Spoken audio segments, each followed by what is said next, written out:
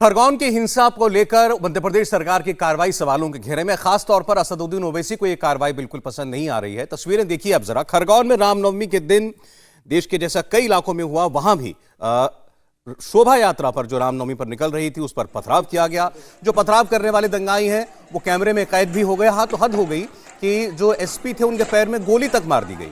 और इस हिंसा के बाद पुलिस ने, प्रशासन ने दंगाइयों की पहचान की और उसके बाद कार्रवाई जो हुई वो भी आप देख रहे हैं। इनके अवैध निर्माण पर, इनके घरों पर जो भी अतिक्रमण था उसको तोड़ दिया गया। सरकार कह रही है कि हमने जो भी कार्रवाई की है वो कानून सम्मत है, हमने उन्हीं जगहों पर बुलडोजर चलाया है जो गैर कानूनी निर्माण था। लेकिन असदुद्दीन ओवैसी कहते हैं कि ये चुन चुनकर मुसलमानों के खिलाफ कार्रवाई की गई है, यह मुसलमानों को प्रताड़ित करने का मामला है और किस कानून के तहत, किस अधिकार के तहत मध्य प्रदेश की सरकार ऐसा कर सकती है। लेकिन सवाल यह अब भी बना हुआ है कि इस बार रामनवमी पर ऐसा क्या हुआ कि देश के दर्जन भर शहरों में, कस्बों में इस किस्म की हिंसा हुई। जहां जहां भी मुस्लिम आबादी वाले इलाकों में रामनवमी की शोभा यात्राएं निकली, वहां पर आखिर पथराव क्यों हुआ, वहां आखिर हिंसा क्यों हुई। असदुद्दीन ओवैसी समेत कई मुस्लिम धर्मगुरुओं का, नेताओं का यह कहना है कि इन यात्राओं की आड़ में मुसलमानों को उकसाया जाता है, मस्जिदों के सामने भड़काऊ नारे लगाए जाते हैं, भड़काऊ स्लोगन बोले जाते हैं, गाने बजाए जाते हैं, डीजे बजाया जाता है। और दूसरी तरफ से कहा जाता है कि क्या मस्जिद के सामने से निकलना गुनाह है, क्या मस्जिद के सामने से या मुस्लिम बहुल इलाकों के बीच से रामनवमी की यात्रा नहीं निकल सकती। तो ये तमाम विषय है। हमारे साथ इस वक्त असदुद्दीन ओवैसी जी खुद जुड़ चुके हैं। ओवैसी साहब, आपका इंडिया टीवी पर स्वागत है। उम्मीद करता हूं मेरी आवाज आपको मिल रही होगी। हाँ, बोलिए। मैंने आपकी प्रेस कॉन्फ्रेंस सुनी ओवैसी साहब, आपने कहा रामनवमी पर जो कुछ हुआ, खासतौर पर मध्य प्रदेश में। हेलो। और जी सर, मुझे सुन पा रहे हैं? सौरभ बोल रहा हूं। हाँ हाँ, बोलिए सौरभ साहब। आपकी प्रेस कॉन्फ्रेंस सुन रहा था, आपने कहा रामनवमी के दिन जो वायलेंस हुई और उसके बाद जो कार्रवाई हुई, ये स्टेट कॉम्प्लिसिट वायलेंस, यानी सरकार की मदद से, की साजिश से ये हिंसा हुई है। जरा आगे इस पर आप विस्तार से बताएंगे।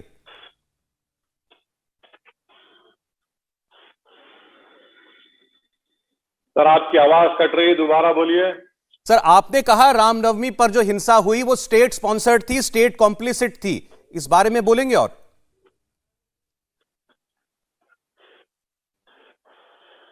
हाँ बिल्कुल, क्योंकि आप ये देख लीजिए कि स्टेट खुद परमिशन देती है इस तरह के प्रोसेशन का, और जब पुलिस की मौजूदगी में किसी की मस्जिद के ऊपर झंडा लगाया जाता है और इस तरह के आप गाने सुनाते हैं कि राम के नाम पर राम की मर्यादा को तक ये लोग नहीं जानते, और कहते हैं कि टोपी वाले को जीना है तो ये तरह नारा लगाना पड़ेगा, और फिर आप मध्य प्रदेश में पुलिस खुद जाकर मुस्लिम महिलाओं के 70 साल की बूढ़ियों पर लाठियां बरसाती हैं, उनके हाथ और सर को तोड़ देती है। पुलिस के वीडियोज है, पुलिस पत्थरबाजी कर रही है, और फिर उसके बाद आप तय करते हैं कि कौन सा घर तोड़ना है हमको, क्योंकि वहां से पत्थर बरसाए गए। कौन से कानून तहत आपने घर तोड़ा, बताइए? आप परमिशन देते हैं, आपकी इजाजत से जुलूस जाता है तो आपकी जिम्मेदारी है ना जुलूस लेके जाना। आवाज नहीं आ रही भाई मेरी।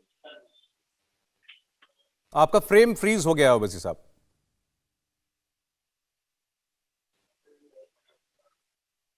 हम कोशिश कर रहे हैं कि इसको ठीक करें। देखें, आप उनका इल्जाम आप देखें, वो कह रहे हैं कि रामनवमी की शोभा यात्राओं की आड़ में जो है भड़काऊ बात होती है। अगर जुड़ गए हैं वैसे साहब, आप जी आप देख पा रहा हूं, आपको कंटिन्यू कीजिए प्लीज। अब हेलो सौरभ साहब, आपको आवाज आ रही है मेरी? जी हाँ सर, आ रही है, आप बोलिए। हाँ सर, मैं आप पूछिए क्या पूछते थे, मैं बोलती हूँ अपनी बात। अभी आपने कहा, देखें अभी आपने कहा भड़काऊ बातें होती हैं, दाढ़ी टोपी वालों के लिए खराब बातें, अपशब्द बोले जाते हैं, सरासर गलत है। इस पर कानूनी कार्रवाई होनी ही चाहिए। लेकिन आपने कहा पुलिस ने इजाजत दी तो वहां पर उनकी जिम्मेदारी है कि शांतिपूर्वक सब कुछ हो। सर, कहीं से जुलूस निकल रहा है तो जरूरी ये भी तो नहीं है कि उस पर पथराव हो जाए। मेरा मानना यह है कि जितने भारत में जो दंगों के बाद जो इंक्वायरी कमीशन की रिपोर्ट मैंने पढ़ा हूं, और वो रिपोर्ट सही कहती है कि जो सरकार नहीं चाहती वायलेंस नहीं होना, वायलेंस नहीं होता है। और जब सरकार चाहती है वायलेंस होना तो वायलेंस होता है, चाहे राजस्थान की सरकार हो, चाहे वो बिहार की सरकार हो या बंगाल की हो या झारखंड की हो या मध्य प्रदेश की हो, कर्नाटक की हो या गुजरात की हो या गोवा की हो। ये सरकारें चाहती थी कि दंगा हो, इसलिए दंगा हुआ है वहां पर। जब कोई दंगा नहीं होता जब तक सरकार नहीं चाहती। हर इंक्वायरी कमीशन की रिपोर्ट पढ़ लीजिए आप, सब यही कहती हैं। इसीलिए मैंने कहा कि स्टेट कॉम्प्लिसिट वायलेंस होता है। टारगेटेड राजस्थान में दुकानों को जलाया गया है, यही तो काम हो रहा है ना। ओवैसी साहब, मैंने करौली की वारदात पर वहां पर मौजूद लोग, वहां पर हमारे रिपोर्टर से भी बात की, प्रशासन में भी बात की है। ऐसा नहीं है कि एक ही सिर्फ मुसलमानों के घर या दुकान जलाए गए, दूसरे हिंदुओं के भी जलाए गए। ऐसा नहीं है कि वो सारी हिंसा वहां एक तरफा थी। वहां हमने ये भी देखा कि घरों के ऊपर जो है पत्थरों के अंबार रखे हुए थे, ईंटें रखी हुई थी। तो स्टेट गवर्नमेंट खुद चाहती थी ना, गहलोत सरकार खुद चाहती थी कि दंगा हो वहां पर। स्टेट गवर्नमेंट खुद चाहती थी वहां की। ओवैसी साहब, आप ये कह रहे हैं कि क्यों आखिर रामनवमी के दिन इस किस्म की वारदात हुई। हम भी यही पूछना चाहते हैं। सवाल यह है कि अगर किसी मुस्लिम बहुल इलाके से, आबादी के बीच में से कोई धार्मिक जुलूस किसी और धर्म का निकलेगा, चाहे वो हिंदू नए साल का हो या रामनवमी का हो, वहां जो भी हुआ हो, वहां पर पत्थर चलेंगे। जुड़ रहे हैं हमारे साथ दोबारा वो, ये वीडियो लिंक की प्रॉब्लम है अभी, लेकिन फिलहाल आप जी जी जी जी जी मेरा सवाल अगर पहुंच गया उन तक तो। ओवैसी साहब,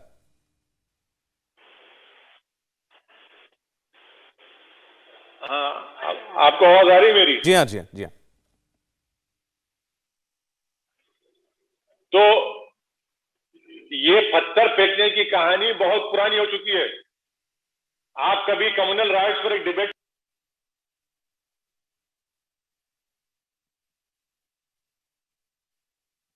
बात किया आपने? कितने आईपीएस ऑफिसर सस्पेंड किया, कितने इंटेलिजेंस के ऑफिसर सस्पेंड किया? कुछ नहीं किया आपने घर तोड़ दिया जाकर।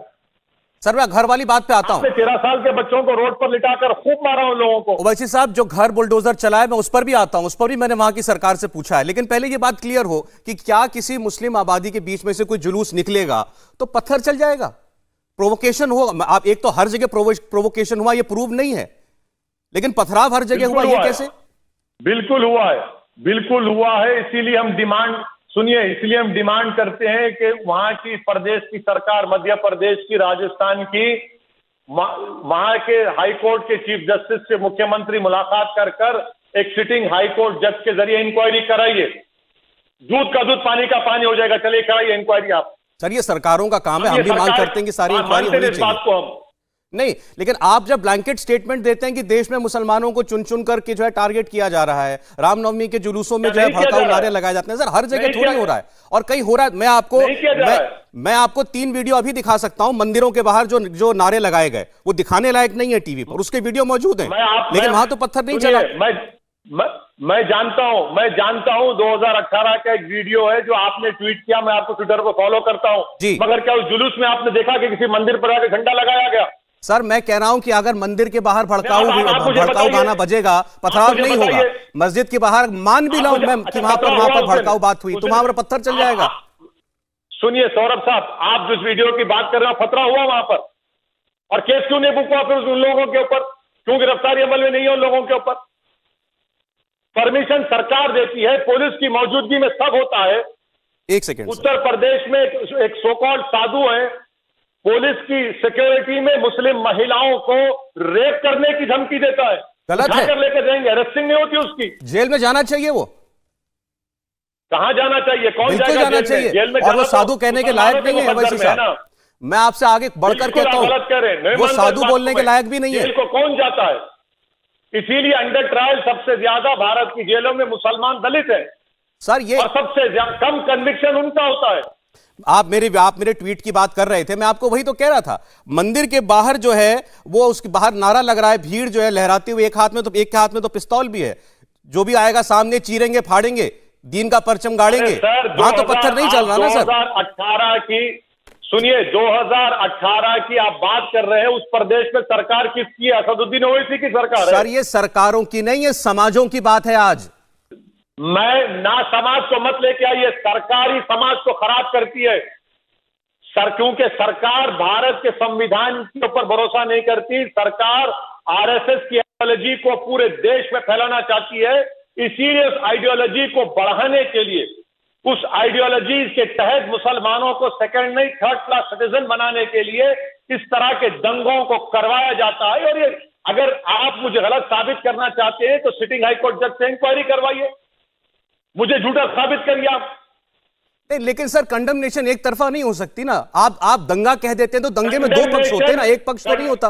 नहीं, कंडेमनेशन ये नहीं हो सकता कि सरकार का जो वर्जन को मैं खुदा की बात समझकर यकीन कर लूं।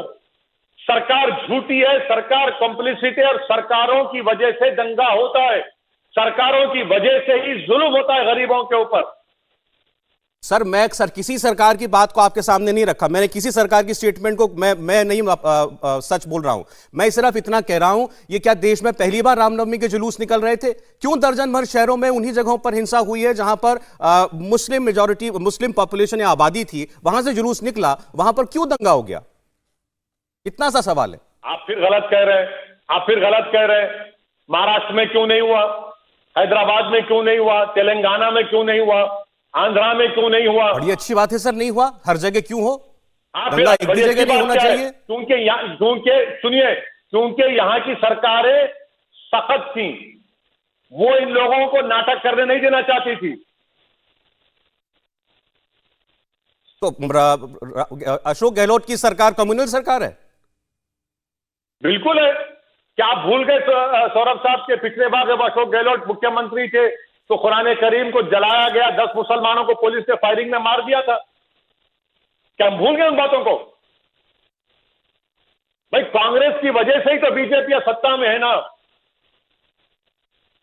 सर ये कहना बड़ा आसान है कि जहां पर देखेंगे, ये कहना बड़ा आसान है कि जहां पर जो है सरकार दंगा चाहती है केवल वहीं पर दंगा हो जाता है। मैंने आपसे शुरुआत में एक सवाल किया था, फिर उसको दूसरे मैं लफ्ज से पूछता हूं। मुझे ये बताएं कि हमारे रिलीजियस सेंटिमेंट इतनी आसानी से क्यों हर्ट हो जाते हैं? मस्जिद के बाहर से अगर कोई आदमी डीजे बजा के निकल रहा है तो क्यों उस पर इतना बड़ा एतराज क्यों होना चाहिए भाई? अरे डीजे बजाइए, कौन रोक रहा है डीजे बजाने को आपसे? खूब बजाइए डीजे, नाचिए आप, आपका धार्मिक अधिकार है, नाचिए, डिस्को करिए, ब्रेक डांस करिए। मगर ब्रेक डांस और डिस्को में ये क्या गाना है कि टोपी वाले को ऐसा करना पड़ेगा, ये नारा लगाना पड़ेगा? गलत है सर, बिल्कुल गलत है सर, लेकिन इसका मतलब नहीं कि पत्थर चल जाएगा। सुनिए, आप आस्था की बात करते हैं। कौन सी आस्था है कि मैं गोश्त नहीं खाऊं? मैं नहीं मानता इसी आस्था को। आपकी आस्था होगी मत खाइए, मैं नहीं मानता इसको। होगी मत खाइए। आपकी आस्था मुझ पर क्यों थोपेंगे आप? मैं नहीं थोपता सर, मैं आपके साथ हूं इस पर। संविधान से चलेगा सर, बिल्कुल चलेगा, मैं आपके साथ हूं इस पर। आप जेएनयू की बात कर रहे हैं, अरे तो जेएनयू में भी दो पक्ष हैं। मैं जेएनयू की नहीं, मैं हर जगह की बात कर रहा हूं। वो आप तो गोश्त का एक्सपोर्ट अलाउ करते हैं, बंद क्यों नहीं करते आप? नवरात्रि के दौरान बोल दिए कि पूरे देश में गोश्त का एक्सपोर्ट नहीं होगा इतने दिन। आप नहीं करते क्योंकि डॉलर का नुकसान होगा आपको। वैसे साहब दिल्ली में नवरात्रि में, दिल्ली में एमसीडी ने कहा नवरात्रि में गोश्त की दुकान बंद रहेगी। मैंने कहा गलत किया, सरासर इनको हक नहीं है करने का, गलत किया। लेकिन मैं वही कह रहा हूं, हर जगह पे हो रहा है, दोनों जगहों पर गलत बोलिए ना। मॉब लिंचिंग, आप तो मुझे एक तरबूज बेचते नहीं देते मुझे। बताइए कौन से आप बात कर रहे हैं? सर इन सब चीजों के लिए अदालतें हैं ना कि नहीं है? तो फिर आप क्यों करते? कानून के हाथ में लेते? आप तरबूज की मंडी को क्यों तोड़ देते? आप जिसने तोड़ा उसको जेल भेजे। क्यों आप बाइकआउट करते हैं, अनटचेबिलिटी अलाउ करते हैं? आर्टिकल उसका वायलेशन हो रहा है संविधान का कि मुसलमानों से मत खरीदो। गलत कर रहा है जो कर रहा है। देश में ये नफरत कौन फैला रहा है सौरभ साहब? सर जब मैं इसमें कुछ रोल उनका भी है, जैसे मैं आपको सीधे सीधे नहीं कह रहा हूं, लेकिन जब एक ही किस्म का नैरेटिव फैलाया जाएगा तो फिर उसमें भी तकलीफ होती है। आप कहते हैं कि देश में जो है मुसलमानों को दूसरे दर्जे का, तीसरे दर्जे का नागरिक बनाया जा रहा है, मुसलमानों के साथ ये ऐसा हो रहा है, आपको तकलीफ होती है। मुझे भी तकलीफ होती है कि जब पूरी दुनिया में बदनामी कराई जाती है, जैसे हिंदुस्तान में सारी सरकारें मिलकर सिर्फ मुसलमानों को दबाने और मारने का काम कर रही है। वो सरकार जब की हरकत कर रही है, बदनामगी से आपको तकलीफ हो रही है, मगर किसी को बेघर किया जा रहा है, किसी को आस्था के नाम पर उसके रोजगार से महरूम कर दिया जा रहा है, किसी को तरबूज बेचने की इजाजत नहीं दी जा रही है, किसी को दाढ़ी रखने पर मारा और पीटा जा रहा है। अरे मैं देश की बात कर रहा हूं, देश के नागरिकों के तरह से बर्ताव हो रहा है। मैं देश की बात कर रहा हूं, देश की सरकारें फिर क्या कर रही है बताइए मेरे को। सर, आप तो कानून के इतने बड़े जानकार हैं, आप खुद भी इन मामलों को अदालतों में ले जाते होंगे। आपने बुलडोजर की बात की, बुलडोजर पर क्या अगर मध्य प्रदेश की सरकार ने गलत कार्रवाई की है तो क्या अदालत बख्श देगी उसको? आज आप जाकर केस करेंगे तो क्या केस की सुनवाई नहीं होगी अदालत में? सौरभ साहब, मैं जाकर किसी आपके रिपोर्टर का घर तोड़ देता हूं जी, और बोलता हूं कि तुमने पत्थर फोड़ा, तो कोर्ट को जाओ। सर, आप अंदाजा लगाते हैं, घर बनाने के लिए टीन का घर, 3 शेड का घर, 1 कमरे का घर जिसमें टॉयलेट भी एक होता है 5 लोगों के लिए, उसको तोड़कर आप करें कोर्ट को जाओ। सर, ऐसा है, जिंदगी की मेहनत पे घर बनाया, उससे कह रहे कोर्ट को जाओ। सर आपने कहा वो काम गलत हुआ, मैं कह रहा हूं कि अगर कोई काम गलत हुआ है तो उसको चुनौती तो अदालत में ही दी जाएगी ना। मैं नहीं कह रहा मध्य प्रदेश की सरकार जो कर रही है ठीक कर रही है। क्यों आप, मेरा सवाल ये कि आपने तोड़ा ही क्यों मेरे घर को? मैं आपको बताता हूं, मैंने मध्य प्रदेश के कैबिनेट मंत्री से बात की अभी 2 घंटा पहले। मैंने पूछा आप बताइए क्या लीगल ग्राउंड है आपके पास? आपने कहा यह दंगाई है, आपने इस पर इल्जाम लगाया, आपने इसका घर तोड़ दिया। किस बिना पर आपने तोड़ा? उन्होंने कहा हमने घर नहीं तोड़ा, हमने अतिक्रमण तोड़ा। क्या अतिक्रमण इनको 1 हफ्ता पहले याद नहीं आया? यह आपका सवाल जायज है? क्या प्रिंसिपल ऑफ नेचुरल जस्टिस में नोटिस देना नहीं है? आप ये कहकर घर तोड़े कि हमने देखा कि पत्थर फेंके तो तोड़ दिया आपने। फिर कोर्ट को ताला डाल दो भाई, जजेस को घर में बिठा दो और बोल दो कि बीजेपी आज से जुडिशरी बन चुकी है, वो तय करेंगे। कल आप तय कर देंगे ओवैसी देश के लिए खतरा है, गोली मार दो, जिस सामने 50 गोली मार दो, वही होगा ना। फिर कानून के रखवाले खुद कानून की धज्जियां उड़ा रहे और बोल रहे थे कोर्ट को जाओ। फिर कोर्ट को आप तोड़े क्यों मेरा घर? मुझे रमजान के महीने में रोजे की हालत में बेघर करते मुझे आप